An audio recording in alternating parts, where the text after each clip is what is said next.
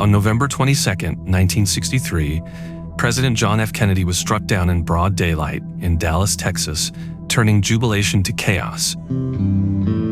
Within minutes, the president was rushed to Parkland Memorial Hospital. Doctors fought desperately to save him, but at 1 p.m., their efforts ended. The president was pronounced dead. Yet even before the nation could grieve, a new battle began. Not over who fired the shots, but over who would control the body. Texas law required an autopsy in Dallas. Instead, federal agents intervened. The president's remains were taken by force, flown to Bethesda Naval Hospital in Maryland. There, the official autopsy would unfold. But what happened that night has never been fully resolved. The president's body told two different stories. The official records describe one set of wounds. The doctors at Parkland remember another. Despite decades of investigations, hearings, and declassified files at the heart of the Kennedy assassination, the most basic questions remain unanswered. Where exactly was the fatal head wound? What path did the bullets truly take? And most importantly, what really happened at Bethesda on the night of November 22nd, 1963?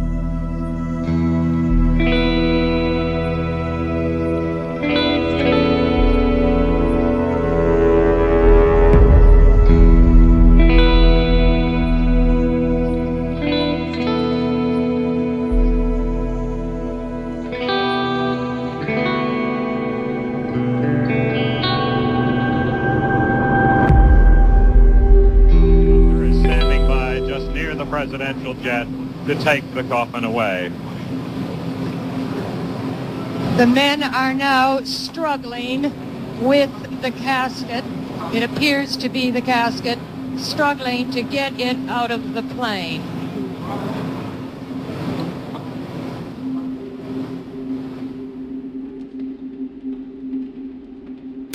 As Air Force One touched down at Andrews Air Force Base in Washington, D.C. at 6 p.m., America entered a new chapter, not just of leadership, but of questions.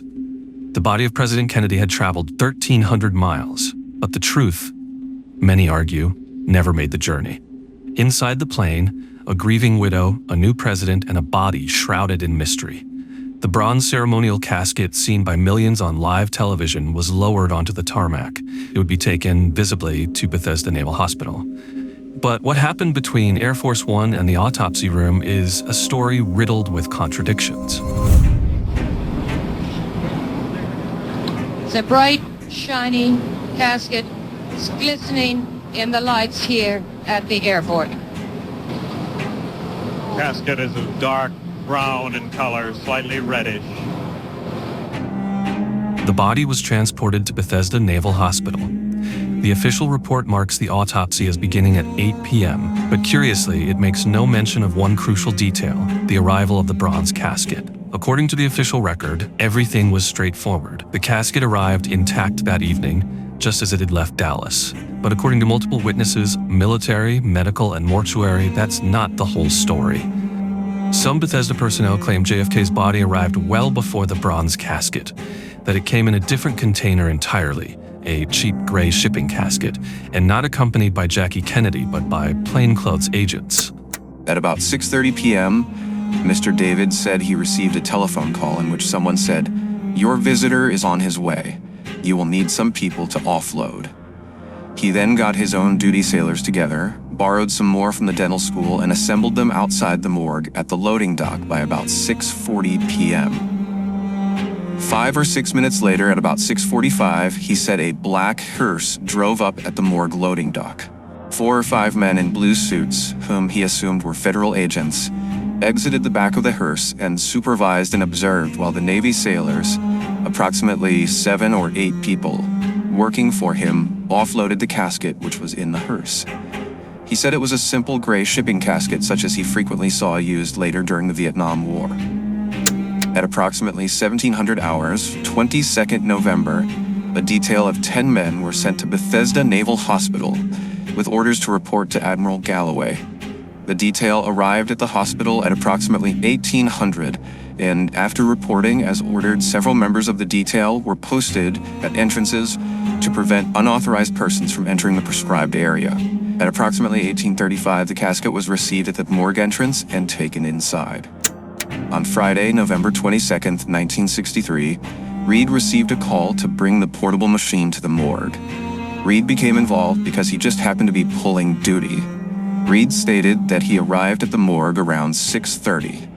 Reed was present in the morgue when President Kennedy's body arrived, and he helped carry the body into the morgue. Reed said that approximately 25 people were present. Others recall the president's body already unwrapped, partially undressed, with signs that some wounds may have been altered. The morgue door burst open and 6 or 7 men came carrying this casket in and set it on the floor next to the table, autopsy table. As I remember, this casket was a type of casket that was a cheap shipping type of casket.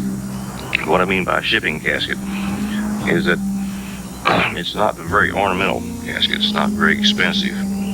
It's a very plain casket. The casket was opened, and inside was a slate gray rubber body bag with a zipper that ran from the head all the way down to the toes. It's the kind of body bag that you find people that were carried out of a disaster in. We unzipped the body bag, and inside was the body of the president. We put the body on the table. He was nude, no clothes on, but he had a white sheet, bloody white sheet wrapped around his face and his head. If true, this detail shatters the official timeline. It suggests that the president's body may have been separated from the ceremonial casket and perhaps even altered before the formal autopsy began. 2 arrivals, 2 timelines, 2 conflicting truths, and just 1 official autopsy.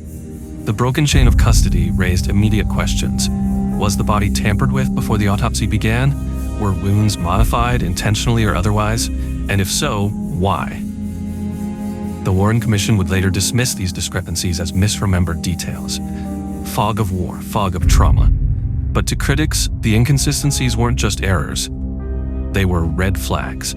From the Bethesda staff to the morticians, stories diverged wildly. Timelines didn't line up, details didn't match. Would you mind us going through the timeline of what happened from the moment they found out he's dead to the moment, because that's where the challenge is with this story, right? I mean, you did the autopsy stuff, but the challenge for me when I look at it, I'm a numbers guy. So first they find out he's dead. Boom, check mark. Then they say, let's put his body, they wrap him up in they put him in a really nice casket. They take him to Air Force One. That's number 2. Lyndon Johnson's waiting there rather than going back to DC to have the body being delivered to the plane, which is kind of a little bit wild for that. Gets to Air Force One. Then they fly back to Bethesda, DC. They land, they take that nice casket and they put it in the automobile that Jackie Kennedy is riding in to go to where you're at, the morgue. They arrive actually at 7:30, but the body doesn't come until 7:17. And the body doesn't come until 8. And the challenge that I'm seeing there is another automobile delivers a casket that's used for Vietnam veterans back in the day. It's just a cheapy type of casket that apparently they took John F. Kennedy and they put him in a body bag and they put him there. And that was brought to you guys at around 6:30, and you had an hour and a half before 8 o'clock. So that's the part that's conflicting here. See, and again, too, I really don't have any insight into that either. But the report, you read the Bourgeon report and all of that, the numbers, him and Dennis David's timing. And see, and I had to have a timeline for this as I was writing it. I had no personal timeline because, all I saw was the body being brought in what I consider to be a shipping casket. That was striking, and the fact is that it was the president's body in that such a ordinary plane. You saw that? Yes, I did. You saw the shipping casket? Yes, I did.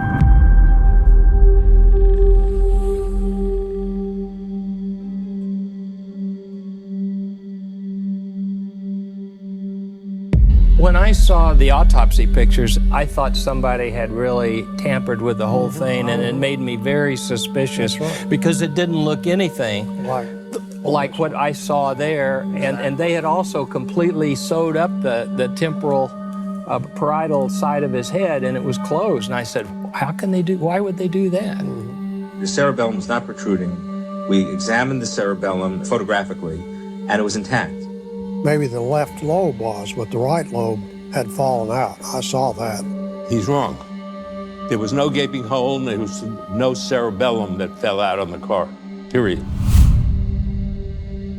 In any criminal investigation, the integrity of evidence is sacred. Break that chain, and trust shatters with it. By the time John F. Kennedy's autopsy officially began, the chain was already broken. No one could say for certain how the body had arrived or what had already been done to it. And yet, this flawed, uncertain examination would become the bedrock of the official record. 3 men stood over the president's body that night. Commander James Humes, Commander J. Thornton Boswell, and Lieutenant Colonel Pierre Fink. All were respected military pathologists, but only one, Fink, had any background in the forensics of gunshot wounds. Even then, his experience was limited. Doctor, I believe you stated you were one of the co-authors of the autopsy report. Is that correct? I stated that I was one of the 3 authors of the autopsy report. Now, during the autopsy, Colonel, and the results of the autopsy, were there any disagreements between you and Commander Boswell and Commander Humes as to what was done and the results thereof? No. Am I correct in stating, Colonel, that you agreed, as the other 2 commanders agreed with you, as to the results and what was done and how it was done at the autopsy? Is that correct, sir? And how it should be reported. Yes, sir, right. Now, Doctor, have you ever conducted any experiments or research on the effects of a missile penetration of the brain or the skull? I did not. However, if I may say something, I have carried out experiments to study the effect of a bullet striking bone and also the effects of a bullet going through or striking a gelatin block. Well, am I correct in saying you did not have any experiments or research in the area of a missile penetrating the brain and skull? Is that correct? Did you not tell the Warren Commission that when you were asked by them, sir? This is correct, but I would like to say at this time that I have carried out experiments after my testimony before the Warren Commission. At the time of the autopsy, Dr. Fink had no prior experience with missile penetration of the brain or skull. He had studied how bullets shattered bone and tore through soft tissue, but those were controlled experiments. This was completely different. Humes and Boswell were hospital men, skilled at medicine but not homicide. They walked into the autopsy room without the essential tools of a criminal investigation. No trajectory rods, no forensic-grade cameras, no chain of custody protocols. Instead, they leaned on what others in the room told them had happened. And when the evidence raised uncomfortable questions, they didn't press, they didn't challenge, because in that room, the doctors weren't in charge. You were a co-author of the report, though, weren't you, Doctor? Wait, I was called as a consultant look at these wounds. That doesn't mean I am running the show. Was Dr. Humes running the show? Well, I heard Dr. Humes stating that. He said, "Who is in charge here?" And I heard an Army general, I don't remember his name, stating, "I am." You must understand that in those circumstances, there were law enforcement officers, military people with various ranks, and you have to coordinate the operation according to directions. But you were one of the 3 qualified pathologists standing at that autopsy table, were you not, Doctor? Yes, I was. Was this Army general a qualified pathologist? No. Was he a doctor? No, not to my knowledge. Can you give me his name, Colonel? No, I can't. I don't remember. How many other military personnel were present at the autopsy in the autopsy room? That autopsy room was quite crowded. It is a small autopsy room, and when you are called in circumstances like that to look at the wound of the President of the United States who is dead, you don't look around too much to ask people for their names and take notes on who they are and how many there are. I did not do so. The room was crowded with military and civilian personnel and federal agents, Secret Service agents, FBI agents for part of the autopsy, but I cannot give you a precise breakdown as regards the attendance of the people in that autopsy room at Bethesda Naval Hospital. Colonel, did you feel that you had to take orders from this Army general that was there directing the autopsy? No, because there were others. There were admirals. There were admirals? Oh yes, there were admirals. And when you are a lieutenant colonel in the Army, you just follow orders. And at the end of the autopsy, we were specifically told, as I recall it, it was by Admiral Kenny, the Surgeon General of the Navy, This is subject to verification. We were specifically told not to discuss the case. You were told not to discuss the case?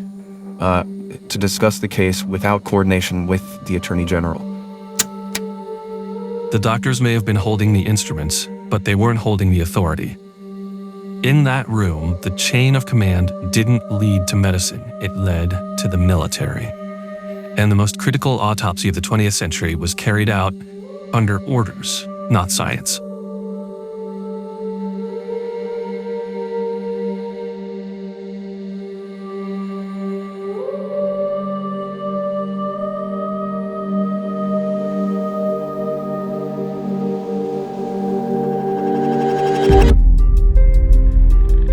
The only forensic pathologist in the room, Dr. Pierre Fink, wasn't even there from the start. He was rushed in, mid-procedure.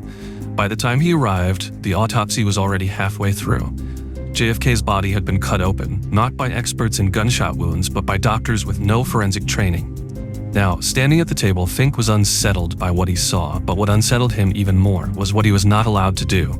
Years later, under oath, he revealed that when he asked permission to trace the bullet's path from Kennedy's back, the response was cold, direct, final, one word, no.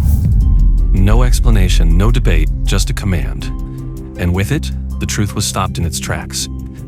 I believe you told Mr. Diamond, Colonel, the reason you did not dissect the track of the bullet through the throat was because you did not want to mutilate the body of the president. Is that correct? I did not consider this dissection. Did you or did you not tell Mr. Diamond a few moments ago that you did not dissect the track of the president's throat because of the mutilation of the body that would result? Yes, I did say that. And you also told me yesterday you were told not to go into the throat area? Yes, I don't remember the details about this. Who said what? You were told? From what I remember. And you did not do it? We did not remove the organs of the neck, obviously. Describe to me what you did with the body in autopsy. What did you do with the body and how did you perform this autopsy? Please repeat your question. I did not hear it. Will you describe for me what incisions you made into the body of the president? I did not make the incisions into the body. As I recall, I was called to examine the wound, and the incisions were made by the other two pathologists who performed the autopsy, Dr. Humes and Dr. Boswell, and who signed this autopsy report. My role in this autopsy was to emphasize the wounds, to examine the wounds. That is why I was called. Let that sink in. The one man in the room with the training to trace a bullet's path was told he couldn't. The very procedure that could have settled history was forbidden. And when you look around that room, it becomes clear why. No other forensic pathologists, no ballistics experts, no independent witnesses. Instead, rows of uniforms, high-ranking officers, unnamed federal agents, men who issued orders, men who overruled doctors. It was less an autopsy and more a chain of command. Instructions were handed down. Questions met with silence. Normal procedures abandoned. Then came one of the most astonishing decisions of the night. The doctors never dissected the wound in Kennedy's back. Why? Because they were told the bullet had exited through the throat. No dissection, no confirmation. They simply accepted the explanation without proof and moved on. It is clear the doctors weren't running this examination. They were following commands. From whom? No names, no signatures, no paper trail. So, who was truly directing the most consequential autopsy of the 20th century? A medical investigation or a carefully managed narrative? Humes and Boswell said little, but the records show they were working under pressure from the White House, the Kennedy family, and military hierarchy. The result, a hurried, incomplete autopsy that stopped short of fulfilling forensic standards. What the autopsy could have revealed was smothered under silence, supervision, and just enough pressure to make sure no one pushed too far. And so, to this day, the truth about the bullet's path through John F. Kennedy's body remains a question mark, because no one was ever permitted to answer it.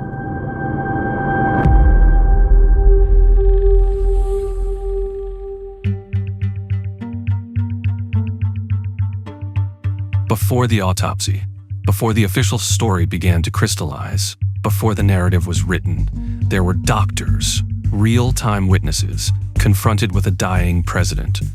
When President Kennedy was rushed into Trauma Room 1 at Parkland Memorial Hospital, the doctors weren't looking for mysteries. They were looking for ways to keep him alive. In the chaos, one detail stood out immediately: a small, circular wound in his throat just beneath the Adam's apple.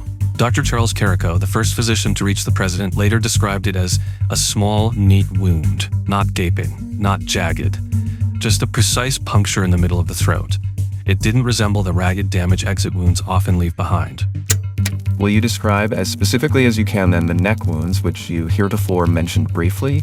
There was a small wound, 5 to 8 millimeters in size, located in the lower third of the neck, just below the thyroid cartilage, the Adam's apple. Will you show us about where it was? Just about where your tie would be. Where did it enter? It entered? Yes. At the time, we did not know the entrance. All we knew was that this was a small wound here. I see. And you put your hand right above where your tie is? Yes, sir. Just where the tie... A little bit to the left? To the right. Yes. To the right? Yes. And this wound was fairly round, had no jagged edges, no evidence of powder burns, and so forth. Moments later, Dr. Malcolm Perry, the attending surgeon, cut directly through the wound to perform an emergency tracheotomy. Even in that hurried procedure, he said the wound appeared to be an entrance wound. For him, this looked like a bullet entering the body. Dr. Robert McClellan, standing beside Perry, agreed. In his memory, the wound appeared like a bullet hole coming in. But several hours later, when the body arrived in Maryland, the picture began to shift. At Bethesda, the autopsy doctors did not describe the throat injury as a clean bullet wound at all. By the time they saw it, the incision had been cut open during Perry's tracheotomy. What they found then was a surgically altered hole, too modified, they argued, to make firm judgments about its original nature. They chose instead to place it within a broader trajectory, matching it to a shallow wound discovered in Kennedy's back. From there, the story crystallized. The bullet entered Kennedy's back, passed through the body, and exited at the throat. The neat hole described in Dallas was no longer an entrance wound. It became officially an exit wound. The difference is more than medical semantics. In Dallas, 3 doctors independently described a wound that looked like an entry point. In Bethesda, the same wound was reclassified as an exit point. It is a subtle shift, but it had massive consequences. Because once the throat wound was accepted as an exit, it helped construct the framework of the single bullet theory, the idea that one projectile struck both President Kennedy and Governor Connally, causing multiple injuries with a single shot. The throat wound became a pivot point. To the doctors in Dallas, it suggested a shot from the front. To the autopsy in Bethesda, it became proof of a shot from behind.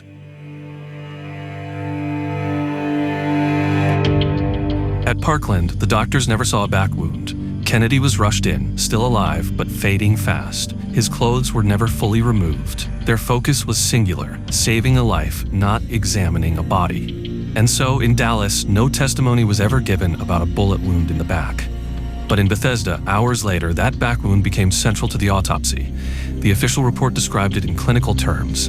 The bullet entered the upper right posterior thorax just below the shoulder blade.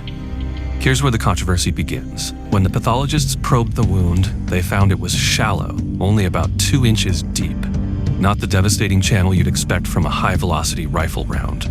The track ended abruptly, with no exit, as if the bullet had simply disappeared inside the body. 2 FBI agents in the autopsy room that night, Francis O'Neill and James Seibert, later wrote their own report. In it, they described the same problem. The wound was too shallow to have passed through. They even recalled the doctors pausing, puzzled, remarking aloud that the track didn't extend far enough to reach the throat. This opening was probed by Dr. Humes with the finger, at which time it was determined that the trajectory of the missile entering at this point had entered at a downward position of 45 to 60 degrees. Further probing determined that the distance traveled by this missile was a short distance, inasmuch as the end of the opening could be felt with the finger. To O'Neill and Seibert, the most logical explanation was simple. The bullet had either lodged inside the body or worked its way out during the frantic efforts at Parkland. But that left a problem. A bullet that entered but never exited and was never recovered raised one haunting question. Where did it go? The official conclusion, written later, was tidy enough. The bullet had passed clean through, exiting at the throat. Yet, In the moment inside the autopsy room, the evidence refused to cooperate. This wasn't just Dallas versus Bethesda, it was a conflict within Bethesda itself. A shallow wound, no bullet, no clear track, and no convincing explanation. And still, the final report stitched the pieces together, declaring the back wound and the throat wound as one continuous path. A neat solution that propped up the single bullet theory. It's that second bullet, the trajectory of it, and all the damage they said it did that made Dr. Wecht so skeptical. He called it the magic bullet. He says the bullet's path just doesn't make sense. At Parkland Memorial Hospital, the head wound was the most unforgettable and shocking injury the doctors encountered. Those who worked on Kennedy described it in vivid, near-unanimous terms, a massive blowout wound at the back of the head extending into the right rear. Dr. Robert McClellan later testified bluntly, the back of the head was gone. I was in such a position that I could very closely examine the head wound, and I noted that the right posterior portion of the skull had been extremely blasted. It had been shattered apparently by the force of the shot, so that cerebellar tissue had extruded. Dr. Kemp Clark, the neurosurgeon on duty, detailed a large occipital parietal defect, damage to the rear portion of the skull. To him, the injury suggested that a bullet might have entered from the front, tearing outward and leaving the back devastated. I had observed a large hole in the back of the president's head, and that the back of the head was blown out. In my opinion, the wound was an exit wound. Several doctors recalled seeing what they believed was cerebellar tissue, brain matter located at the rear of the brain, extruding from the wound. For them, this reinforced the impression that the trauma had been to the back of the skull. There was a large defect in the back side of the head as the president lay on the cart with what appeared to be some brain hanging out of this wound. There was a great laceration on the right side of the head, causing a great defect in the skull plate, so that there was herniation and laceration of great areas of the brain, even to the extent that the cerebellum had protruded from the wound. The back of the right occipital parietal portion of his head was shattered, with brain substance extruding. We had an opportunity to look at his head wound then and saw that the damage was beyond hope. That is, in a word, literally the right side of his head had been blown off. With this and the observation that the cerebellum was present, a large quantity of brain was present on the cart. It seemed that from the vortex to the left ear and from the brow line to the occiput on the left-hand side of the head, the cranium was entirely missing. I walked to the president's head to get a closer look. His entire right cerebral hemisphere appeared to be gone. It looked like a crater, an empty cavity. All I could see there was mangled, bloody tissue. These observations were immediate, raw, and unfiltered. They were not tempered by reports, diagrams, or theory. They were made in the chaos of the trauma room, under the pressure of trying to save a life slipping away despite their best efforts. At the autopsy in Bethesda, the description of the head wound shifted dramatically. The official report identified a large defect not in the rear, as Parkland doctors had described, but in the top right and frontal region of the skull. The parietal bone, extending forward into the frontal bone, was recorded as the primary area of damage. The official conclusion, this wound was consistent with a shot from behind and above, the trajectory pointing toward the Texas School Book Depository. Photographs taken during the autopsy, which would later become the subject of intense scrutiny and controversy, appeared to show the back of the head intact. This directly contradicted the vivid accounts from Dallas, where multiple doctors had described a massive blowout at the rear of the skull. This resulted in one of the most striking contradictions in the entire case. In Dallas, Parkland doctors insisted they saw a catastrophic wound in the rear of the head, raising the possibility of a shot from the front. In Bethesda, the official autopsy emphasized a top right front wound, reinforcing the conclusion of a shot from behind. Two sets of doctors, two radically different wounds, one body. At Parkland, the doctors saw one story. At Bethesda, the autopsy told another. The same body produced two entirely different medical records. And that raises the question, were these contradictions the result of confusion in the chaos, or the deliberate shaping of a narrative. If the wounds were described so differently, what else in the record might have been altered, obscured, or lost? The answers lie not just in the wounds themselves, but in the evidence that would later go missing.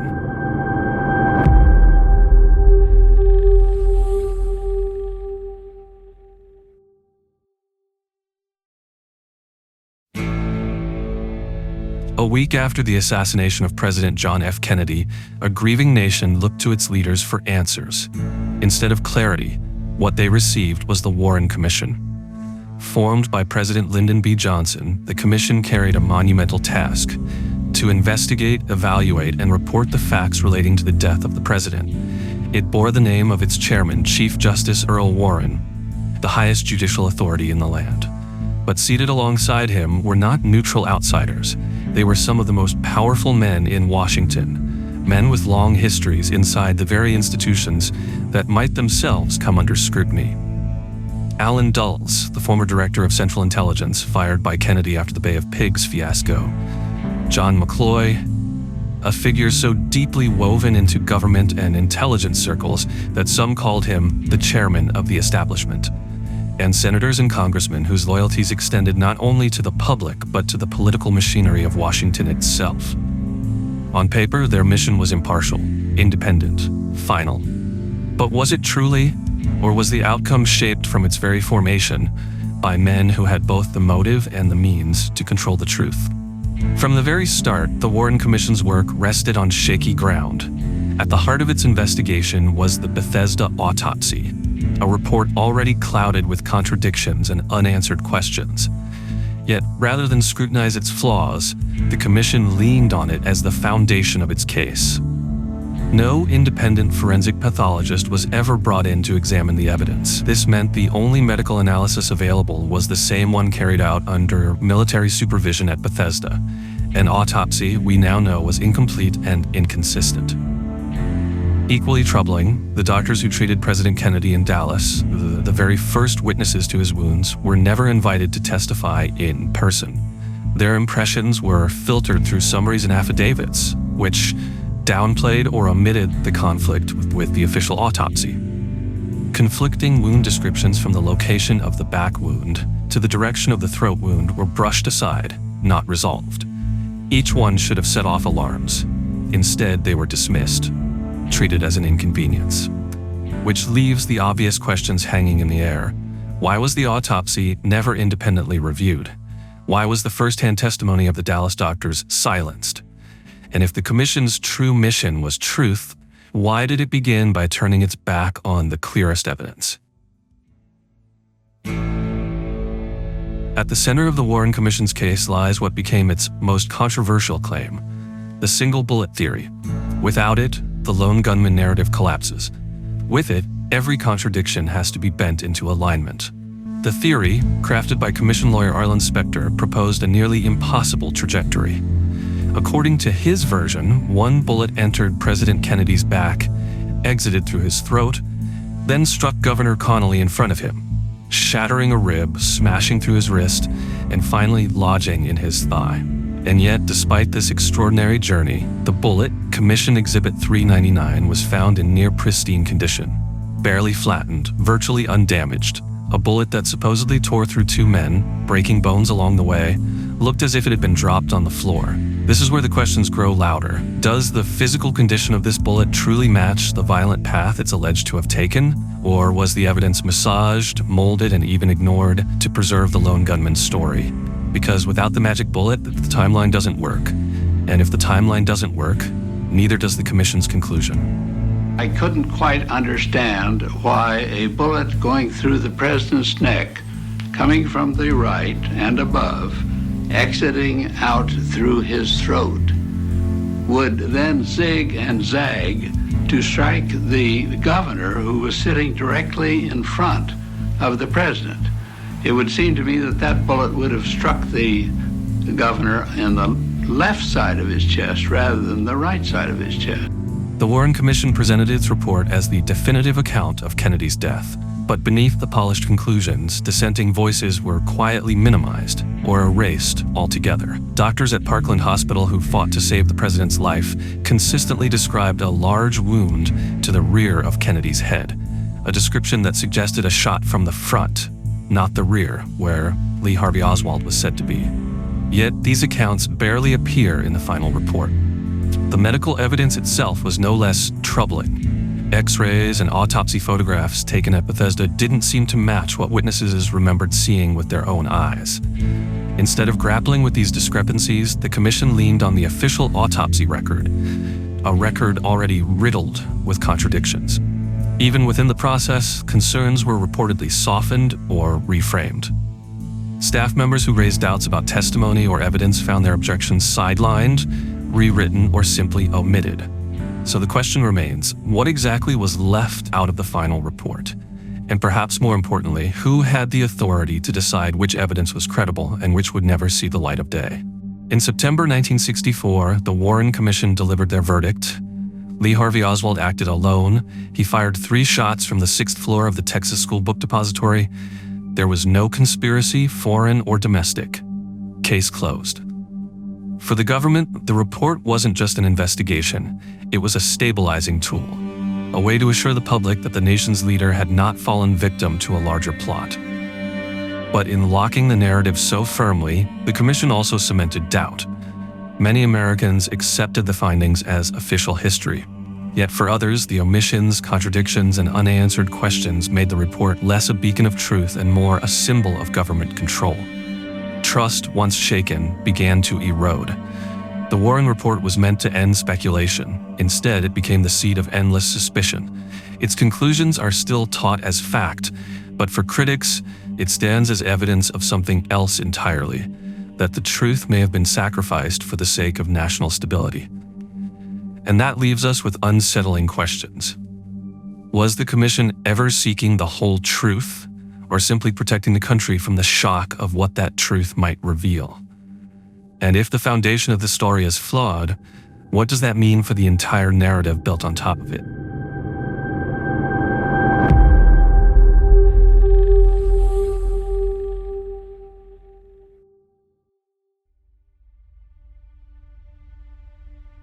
In any homicide investigation, especially the assassination of a head of state, the autopsy isn't just routine.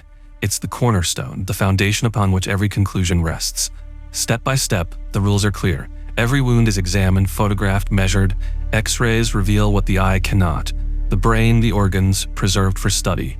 Every note, every draft, every sketch, archived, never destroyed. The principle is simple. Nothing is missing. Nothing is altered. Nothing is left to chance. Because if a case goes to trial, this material isn't optional. It's the spine of justice itself.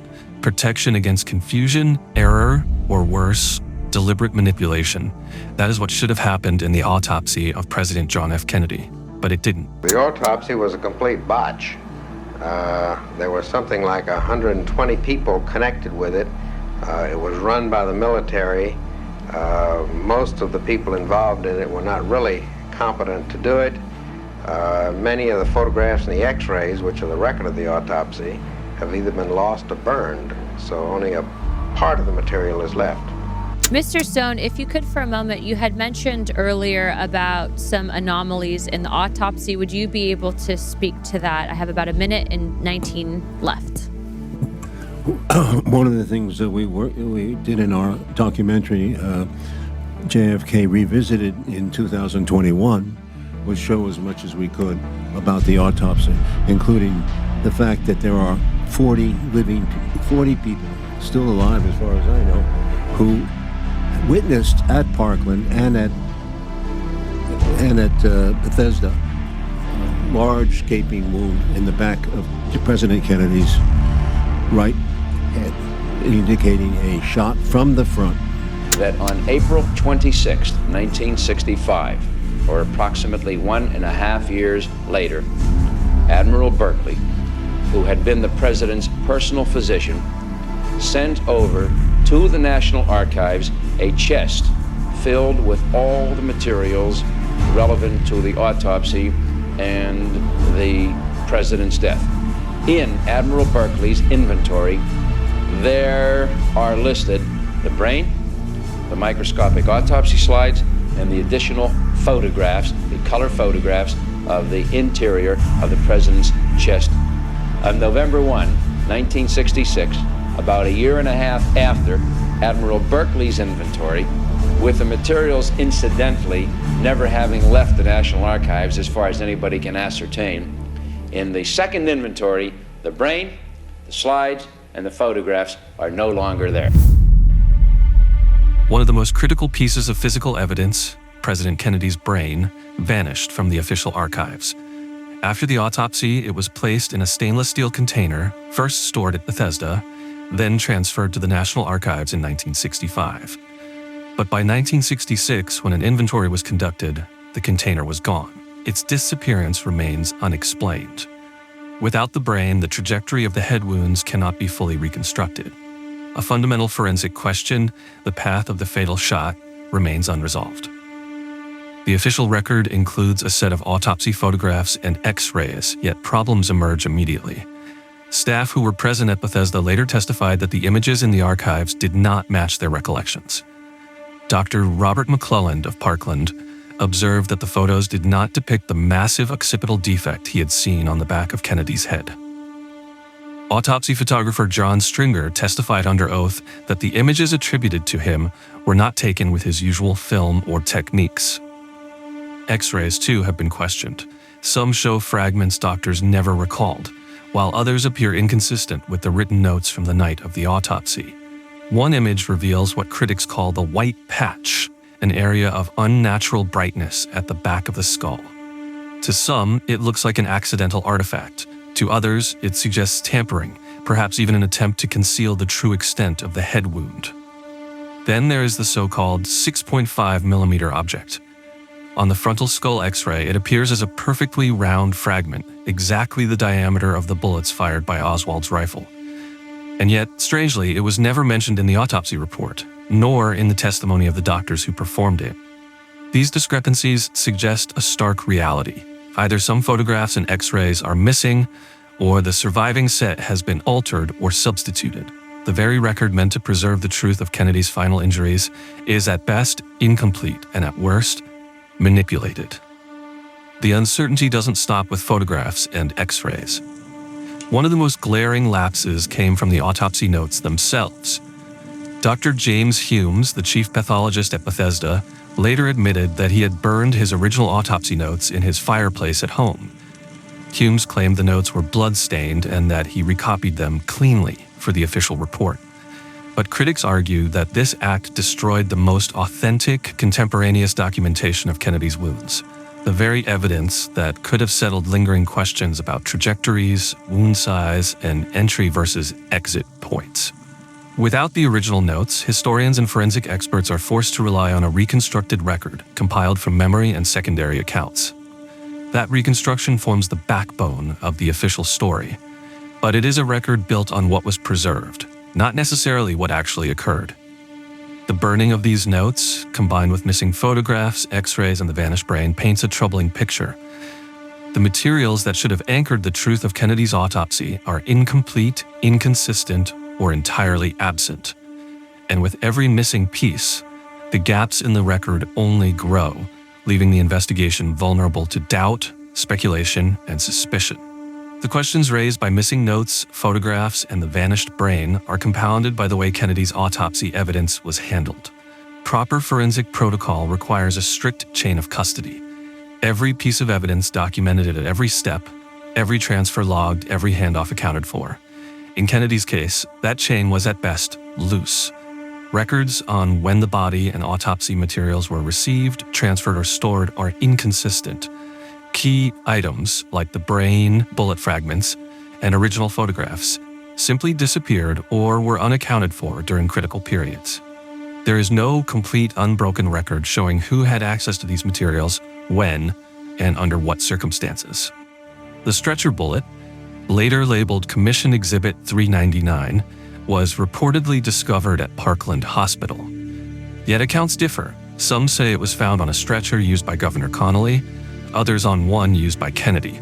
The bullet passed through hospital staff, Secret Service agents, and eventually to the FBI with gaps in documentation along the way.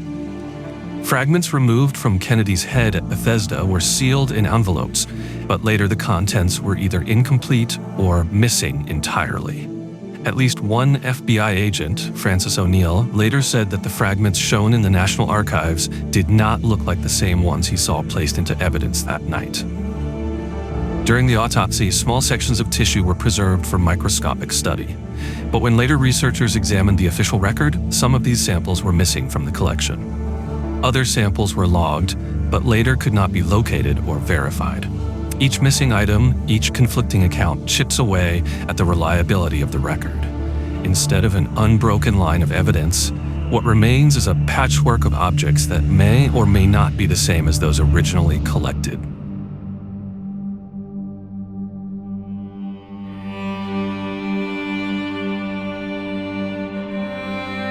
At Parkland Hospital in Dallas, doctors treating Kennedy described a small wound in the throat, one they initially interpreted as an entrance wound. They also recalled a large, gaping wound in the rear of the head. At Bethesda Naval Hospital, however, the official autopsy report described the throat wound as an exit, and the skull wound as being primarily on the top and right front of the head, not the rear. The Dallas doctors never had the chance to take precise measurements before Kennedy was pronounced dead. But Bethesda did, and their notes don't always align. The back wound was measured at different locations depending on which document is cited. In some diagrams, it sits lower on the back, in others, higher near the base of the neck. The measurements recorded in autopsy notes sometimes don't line up with what later official exhibits claim. The autopsy sketches, drawn under the supervision of Dr. Humes, show the back wound lower than where it appears in photographs now held in the National Archives. Witnesses who saw the autopsy photographs at later government reviews, including the House Select Committee on Assassinations, reported inconsistencies. Drawings placed the wounds in one location while photographs appeared to show something else. These contradictions between Dallas and Bethesda, between notes and measurements, between sketches and photographs, create a record that is not only incomplete, but internally at odds with itself. At Bethesda, the throat wound was not explored. Instead, it was described only after surgeons noted it had been obscured by the emergency tracheotomy in Dallas. By leaving it unexamined, the autopsy team left open the question, was it an entry or an exit? The brain, central to reconstructing the trajectory of bullets, was handled in only the most limited fashion. Records show no complete sectioning of the brain was ever performed, a basic step in determining bullet paths. Without it, any analysis of directionality and number of shots was compromised from the start. The Parkland doctors were the first to see Kennedy's wounds, unaltered by surgery or post-mortem handling, yet their observations were never formally included in the autopsy record. No Parkland physician was called to Bethesda, and their testimony was only gathered later in fragments under questioning. These omissions are not trivial mistakes. Each represents a fork in the road where critical evidence could have been clarified, but instead was left blank. How can history be written on a record full of holes? If the president's brain is missing, if his autopsy notes were burned, if photographs and x-rays cannot be verified, what confidence can we place in the conclusions drawn from them? And when the very body of the president yields two different stories, one told in Dallas, another in Bethesda, which one are we to believe? The unanswered questions do not fade with time. They only grow sharper, as if daring us to look closer at the silence between the records.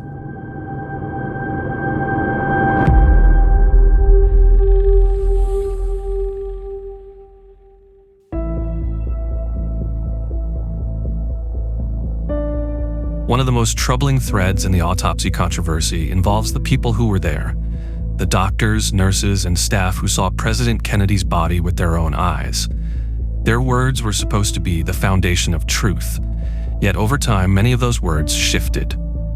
At Parkland Hospital in Dallas, several doctors initially described a large wound in the back of the head, consistent with a possible exit wound, yet later, some softened or revised their accounts to match the official autopsy conclusions.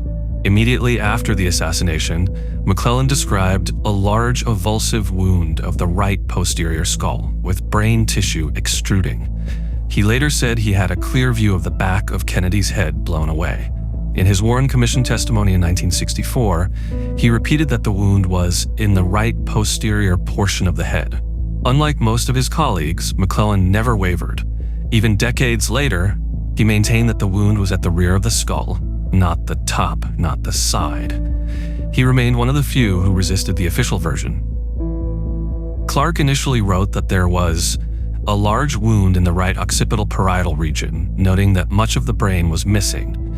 This suggested trauma to the rear of the skull. But by the time he testified before the Warren Commission in 1964, his language had shifted.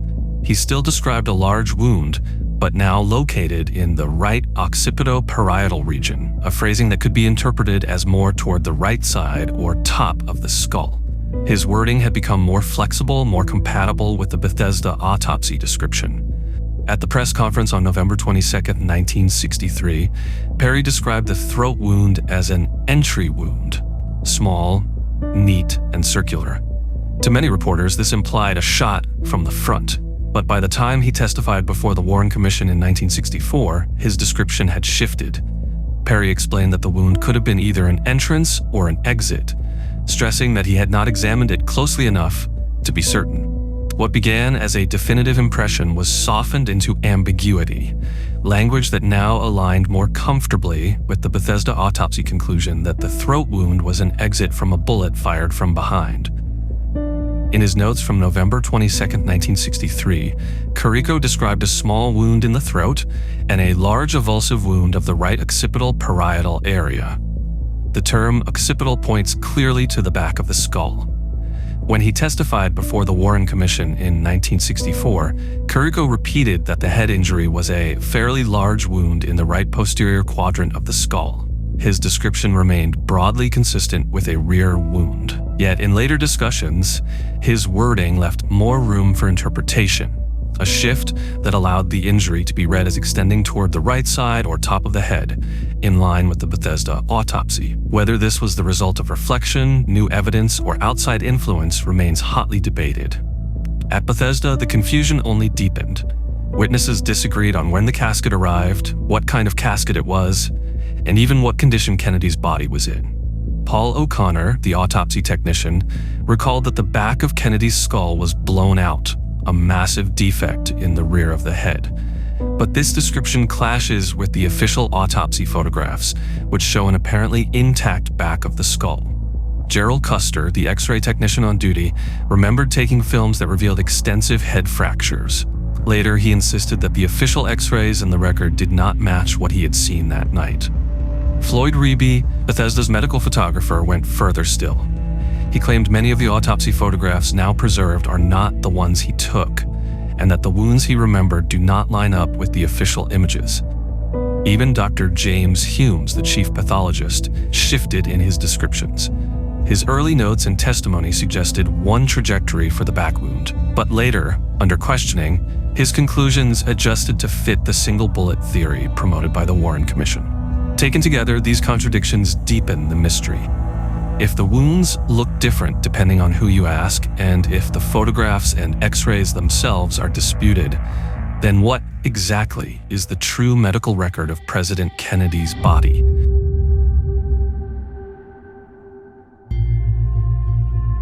Several witnesses later suggested they felt intimidated or coerced, whether by military officers, Secret Service agents, or higher authorities. Some claimed their statements were altered, or that they were warned to keep quiet. At his November 22, 1963 press conference, Dr. Malcolm Perry described the small, neat wound in Kennedy's throat as an entrance wound, a statement that implied a shot from the front. Yet within days, after meetings with federal officials, his language began to change. He revised his description, calling it compatible with either an entrance or exit wound. Years later, colleagues recalled him admitting that he had felt pressure not to contradict the official autopsy conclusions. What began as a clear observation in Dallas had been reshaped into something far more cautious and far more convenient for the government's narrative. Arriving at the emergency room, Dr. Carrico had placed a tube in the president's trachea to assist his breathing, but there was a neck wound anteriorly and a large wound to his head in the right posterior area. In later years, Dr. Charles Crenshaw claimed that government agents pressured the Parkland doctors to stay quiet about what they had seen on November 22nd. His allegations painted a picture of intimidation, a warning to fall in line with the official story. Critics argue that Crenshaw exaggerated his role and embellished details over time, but his claims added fuel to the suspicion that silence was not voluntary, but enforced. Dr. James Humes later admitted that he burned his original autopsy notes in the fireplace at his home, explaining that they had been stained with the president's blood. To critics, this act was nothing short of shocking, destroying the very first draft of history. Many believe it wasn't about stains at all, but about pressure. The suspicion lingers that those notes may have contained details that contradicted the final, polished autopsy report. Years after the fact, Dr. J. Thornton Boswell acknowledged that the autopsy was not conducted in a normal medical setting. Instead, he described it as a military command environment where he and his colleagues followed orders from higher-ranking officers. The implication was clear. The doctors were not working with full independence, but under the authority and scrutiny of the military chain of command. Paul O'Connor later recalled that strict secrecy was imposed on everyone present at Bethesda. He said he was explicitly warned not to talk about what he witnessed, under threat of punishment. As he put it, "We were told we could be court-martialed if we ever revealed what we had witnessed." Gerald Custer, who took X-rays of President Kennedy's body at Bethesda, later said he was explicitly warned not to speak about what he had seen. He claimed he was told to keep quiet about the images and the circumstances surrounding them, an instruction he interpreted as a direct order from higher authorities, which leads to the inevitable unsettling question: were these witnesses lying then, or are they lying now? If their first impressions were true, the official story collapses. If their later testimony was honest, why the contradictions? And if fear shaped their words, then the historical record may have been manipulated at the very source. The shifting voices of these witnesses remain one of the most haunting aspects of the JFK autopsy debate, a reminder that even memory itself can become a battleground.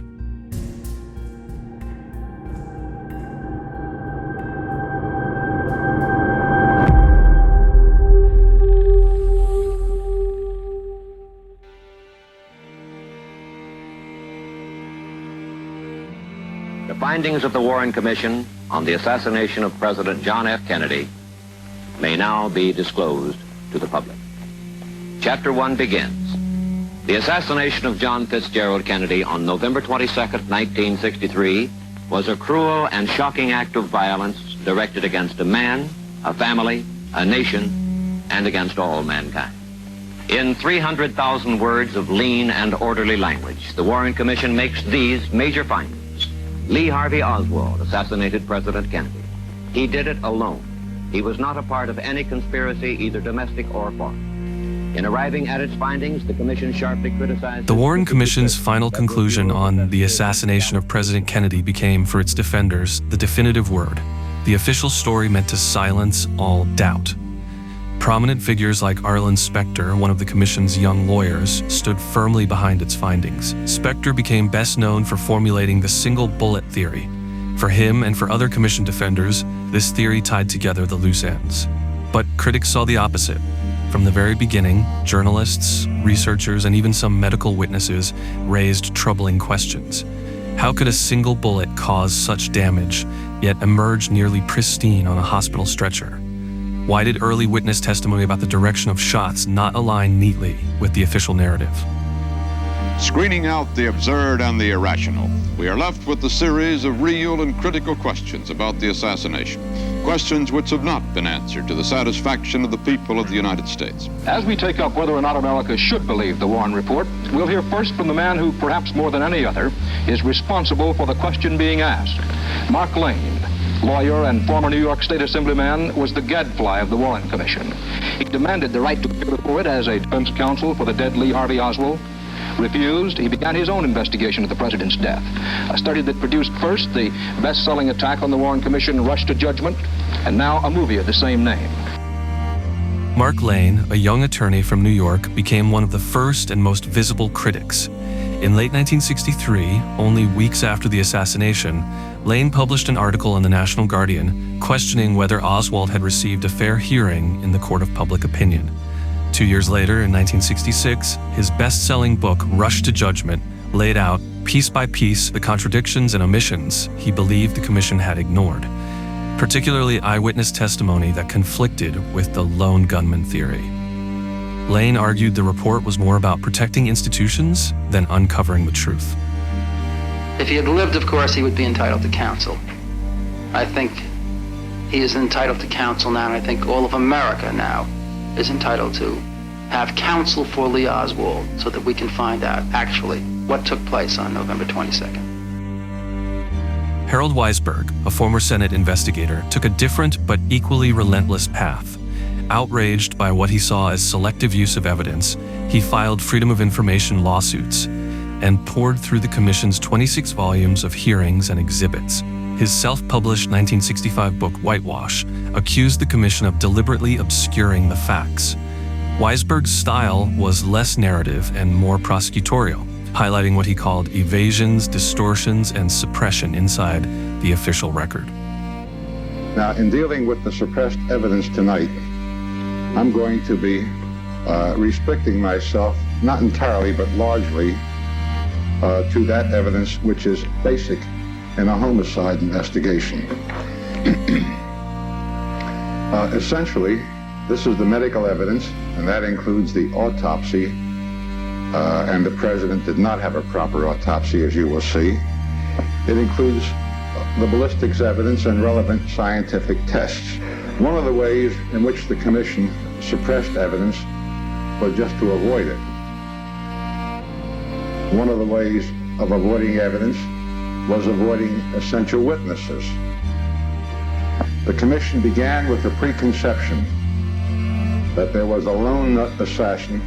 His name was Lee Harvey Oswald, and they cared about nothing else. The organization of their work in its earliest day, before they really began to function, was quite detailed. It's the first thing in the appendix of postmortem. And it is clear that the commission was determined to do what it could to lend credibility to the preconception of political nature that Oswald was the lone assassin. Then there was Sylvia Mager, a quiet but meticulous researcher who worked as an indexer for the World Health Organization. In her spare time, she created a personal index of the Warren Commission's thousands of pages, an act of patience that few others could have endured.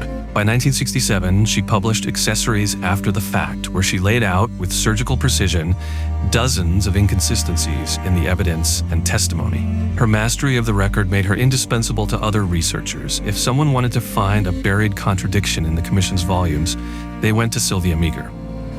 Now, I must say that reading these volumes, far from allaying these misgivings that, in common with many other people, I have felt greatly intensified them. I found not only contradictions which indicated carelessness, predisposition of the commission to certain findings, unfair tactics in the examination of witnesses.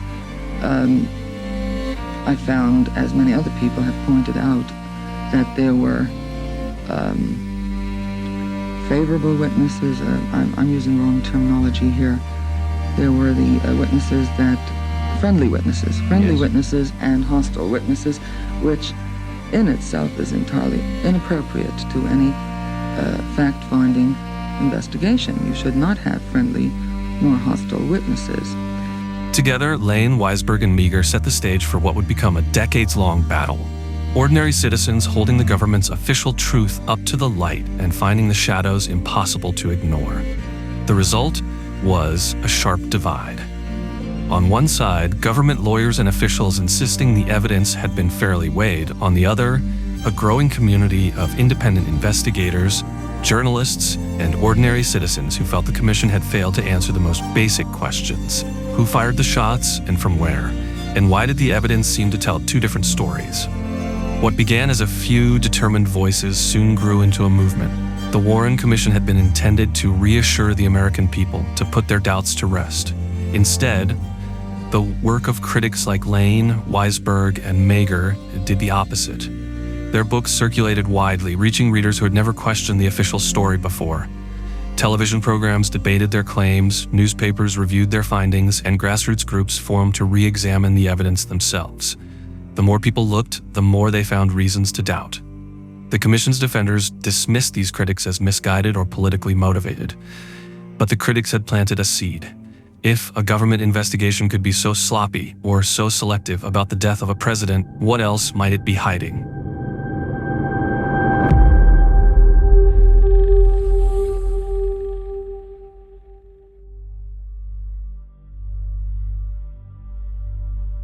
By the mid-1970s, the Warren Commission's final word on the Kennedy assassination was anything but final. A decade of growing skepticism had transformed into outright public distrust. The assassinations of Martin Luther King Jr. and Robert F. Kennedy in 1968 had deepened the sense that political violence in America was neither random nor fully explained. Larry, my question is a follow-up of what Steve just asked. Is it also complicated with the fact not only that Harvey Oswald was killed and did not go through trial, and people did not see the evidence, but in a few years after that, there were other tragedies, one of them being the assassination of Dr. Martin Luther King Jr., and again, the accused and convicted assassin was a man who was without money and had been in and out of prison, and yet he was found getting a passport going through Canada to London, and money found in his pocket. So there were a lot of mysteries behind that. Do these overlap to create even more suspicion on the part of the American people? Well, yes. There was really a decade from the early 60s to the early 70s where we had a series of political assassinations or attempts. Those including President Kennedy's, Martin Luther King, Bobby Kennedy, Malcolm X, George Wallace.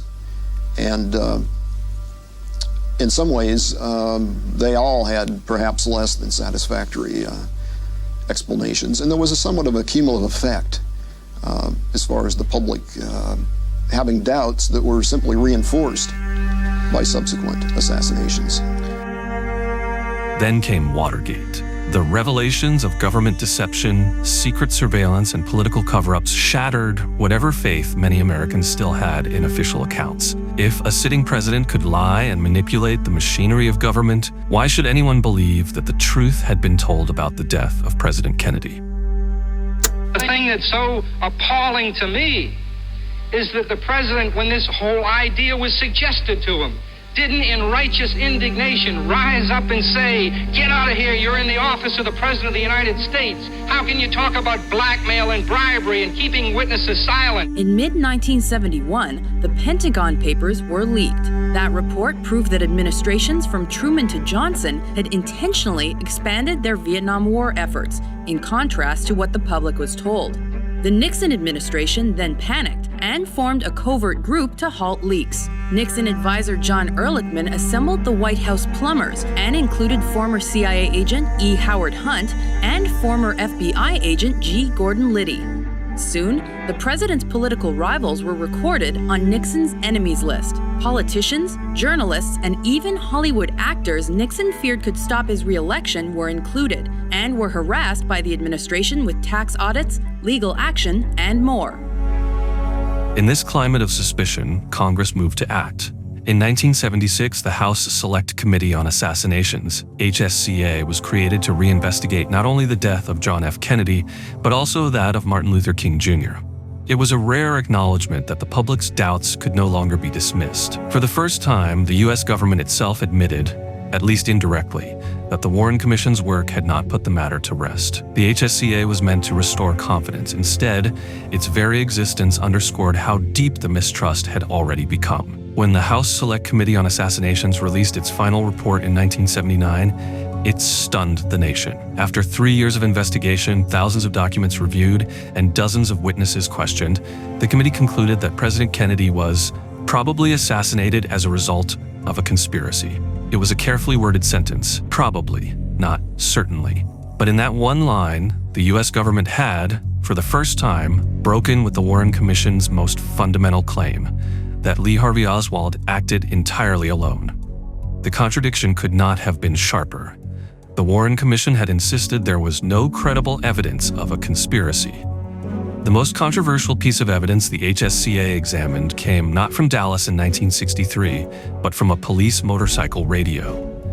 On the day of the assassination, one Dallas officer's microphone appeared to have been stuck in the open position, inadvertently transmitting sounds from Dealey Plaza to police headquarters. That transmission was captured on a dictabelt recording, a thin plastic belt used at the time to log police communications.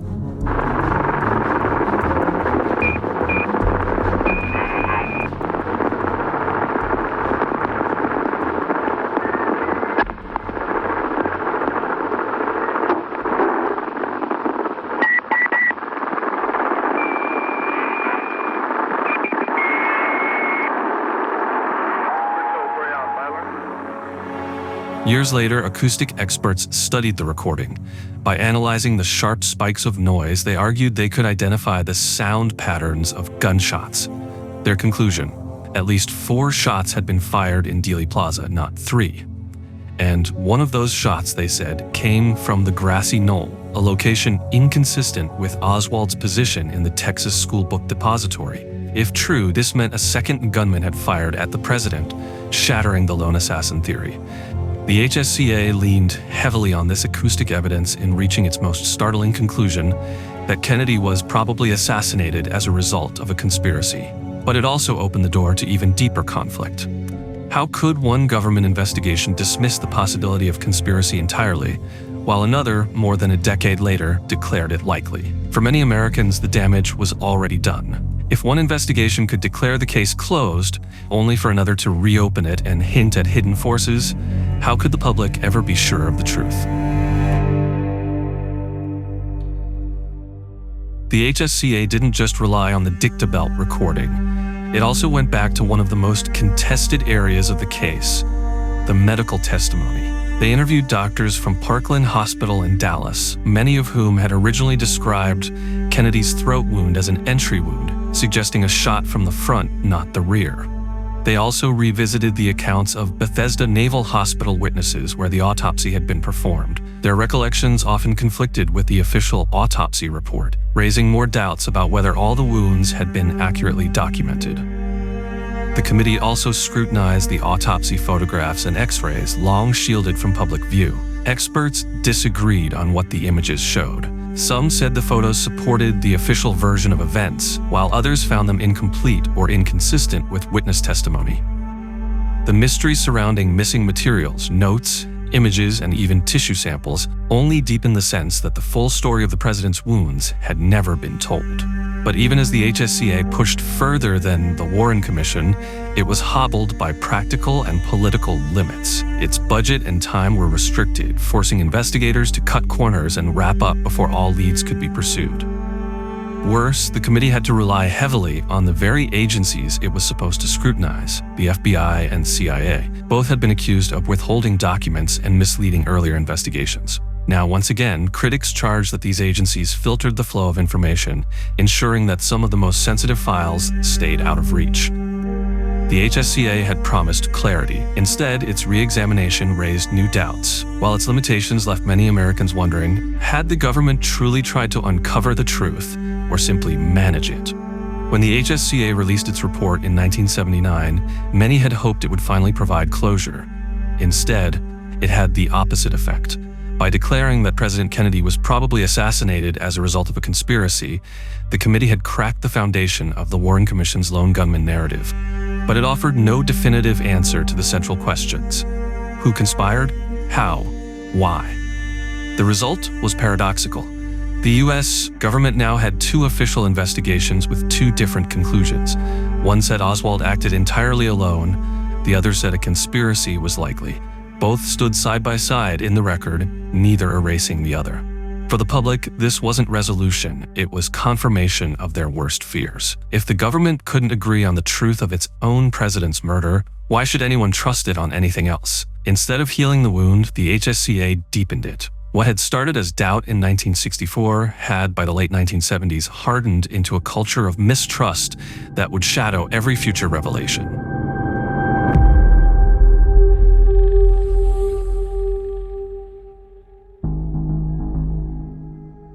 By the early 1990s, nearly 3 decades after President Kennedy's assassination, public trust in the official story had all but collapsed. The Warren Commission's conclusion that Lee Harvey Oswald acted alone had been doubted since the day it was published, and the House Select Committee on Assassinations, though it went further, had only deepened the confusion by suggesting a probable conspiracy without naming who was behind it. The result was an open wound in American memory, one that refused to close. Then, in 1991, something unexpected reignited the fire. Oliver Stone's film JFK hit theaters, dramatizing the assassination as a vast government conspiracy. The movie was controversial, but it tapped directly into what millions of Americans already felt: that crucial truths had been buried, locked away in classified government vaults. Audiences left theaters not just entertained, but outraged. They demanded answers. They wanted to see the files for themselves. 3/4 of all Americans polled by the Gallup organization doubt the theory of the Warren Commission that one man killed President John F. Kennedy. 73% say others were involved. Our own poll, although small, confirmed those statistics. Of the moviegoers I talked with at the Westwood Town Center Theater, 4 people believed the conspiracy theory. 1 was unsure. I came in believing that there is a conspiracy, and I think the movie only reinforced it. Makes you wonder about the government, what they're doing to, find out what happened with John Kennedy. I would say that there was definitely a second or third gunman, and that was definite. I'm no expert, but I've seen the photographs, the drawings, the x-rays, and nothing seems to match. The x-rays don't match the pictures, don't match the drawings. We've got someone here, maybe you can sort of comment. Anybody just jump in. Under growing public pressure, talk began to shift from speculation to accountability.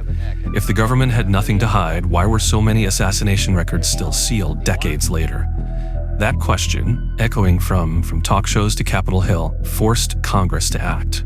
In 1992, Congress made a rare admission that the truth, or at least the perception of it, had been lost. Public faith in government transparency had eroded so deeply that lawmakers could no longer ignore the pressure. The outrage following Oliver Stone's JFK had done what decades of journalism could not. It pushed Washington to open its vaults. That year, the President John F. Kennedy Assassination Records Collection Act, better known as the JFK Records Act, was signed into law. Its purpose was simple, but profound: to restore trust through transparency. For the first time, the government was legally required to collect, review, and publicly release every document related to the assassination, from the CIA, FBI, Secret Service, Pentagon, and any other agency that had touched the case. But Congress didn't leave that task to the same institutions accused of hiding the truth. Instead, it created an independent body, the Assassination Records Review Board, or ARRB, to oversee the process. The board's mandate was clear: find the hidden files, declassify them, and make them public. In theory, it was the final step toward full disclosure, a chance to lift the last veil over one of the most scrutinized murders in history. But in practice, it would reveal something far more complicated: that even when the government tries to tell the whole truth, some secrets refuse to die. Over the next 4 years, the ARB oversaw the release of millions of pages of documents. Many were mundane: travel logs, memos, and personnel files. But others peeled back layers of history, revealing how intelligence agencies monitored Lee Harvey Oswald, how evidence was handled after the assassination, and how officials debated the public narrative behind closed doors. Yet, despite its sweeping powers, the ARRB quickly ran into the same walls that had frustrated every previous investigation. Records were missing. Others were still heavily redacted. Some agencies delayed or disputed the board's requests, citing national security or protection of intelligence sources. The board's members, historians, archivists, and legal experts, pushed as far as their mandate would allow. But time, politics, and bureaucracy imposed their own limits.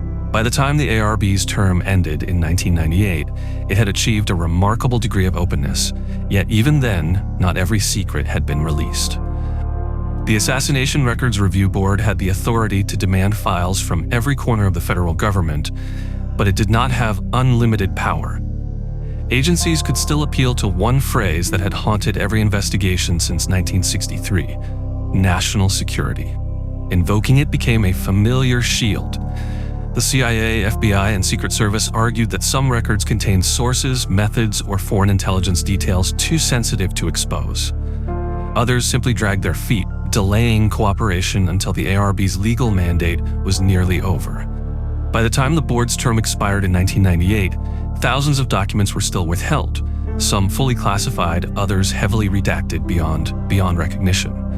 The promise of full disclosure had been met, technically, but not in spirit. What began as a mission of transparency ended with an unfinished story.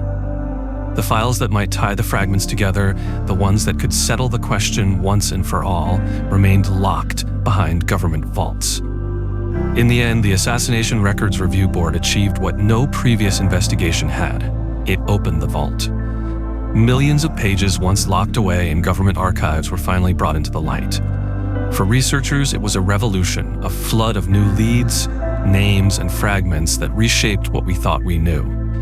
And yet, clarity never came. The files often contradicted each other, reports that conflicted, witnesses who changed their stories, timelines that didn't align. Every new revelation seemed to raise two new questions. The deeper investigators looked, the more the narrative fractured. Decades after the last shot in Dealey Plaza, the mystery has only grown. The documents may be public, but the full truth remains elusive, buried beneath redactions, bureaucracy, and time itself. Because behind every open file, one question still lingers in the shadows. What's still hidden and why? When the Assassination Records Review Board closed its doors in 1998, it left behind both an archive and an unfinished promise. The JFK Records Act had set a firm deadline. By October 26, 2017, all assassination-related files were to be made public. No more delays, no more secrets. But when that date arrived, history repeated itself. President Donald Trump approved a partial release, tens of thousands of pages, yes, but held back others at the request of intelligence agencies. The justification was the same as always: national security. 5 years later, President Joe Biden followed the same path. More documents were declassified in 2022 and 2023, yet thousands of pages remain sealed. Official estimates suggest around 3,000 files are still classified, some fully, others with critical redactions that obscure their meaning. 60 years after the gunfire in Dealey Plaza, America still waits for the whole story. Each new disclosure brings fragments of clarity but never closure. The truth, it seems, remains just beyond reach, buried somewhere in the pages still marked secret.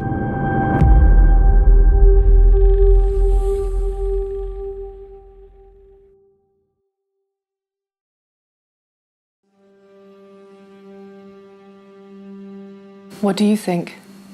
Well, you know what I think. Presumably you've seen the movie, and the movie says quite clearly that his death was a coup d'etat. A lot of the facts in the case are still not agreed upon because various eyewitnesses differ in their accounts of it. There's no question that it is a full-out attack on the Warren Commission, because I don't believe it. And I think it was a lie. I think it was a lie put over on the American public that Oswald did it alone. We've had 28 years of bullshit from the government and from the media. Is it really a covert, a shadow government that runs America? Not only did they possibly kill Kennedy, but they killed Robert Kennedy, they killed Martin Luther King. They appointed Alan Dulles to investigate John Kennedy's death. That's like asking the fox to investigate the chicken coop. It isn't fair. This is what we know for sure. On November 22, 1963, President John F. Kennedy was shot in Dealey Plaza, Dallas, an event witnessed by thousands and broadcast around the world. From the very first moments, the scene was one of chaos and confusion. Medical staff, law enforcement, and ordinary citizens were all processing trauma in real time, producing reports that often contradicted one another. Despite decades of investigations, hearings, and declassified files have filled shelves with thousands of pages of testimony, photographs, and reports, at the heart of the Kennedy assassination, the most basic questions remain unanswered. Where exactly was the fatal head wound? What precise path did the bullets take? And most importantly, who truly controlled the autopsy? These questions, unresolved after 60 years, mean the case never fully closes. Each missing piece, each contradiction, keeps the mystery alive, inviting new generations to dig through the evidence in search of answers that remain elusive. The autopsy, meant to be the definitive forensic record, should have resolved all doubt. Instead, it became one of the murkiest and most contested parts of the entire case. Secrecy orders silenced witnesses, testimonies shifted over time, key evidence was destroyed or went missing. Each revelation chipped away at public confidence until millions came to believe not just that mistakes were made, but that something was being actively concealed. The result was more than a debate about Kennedy's death. It was a slow unraveling of faith in government itself.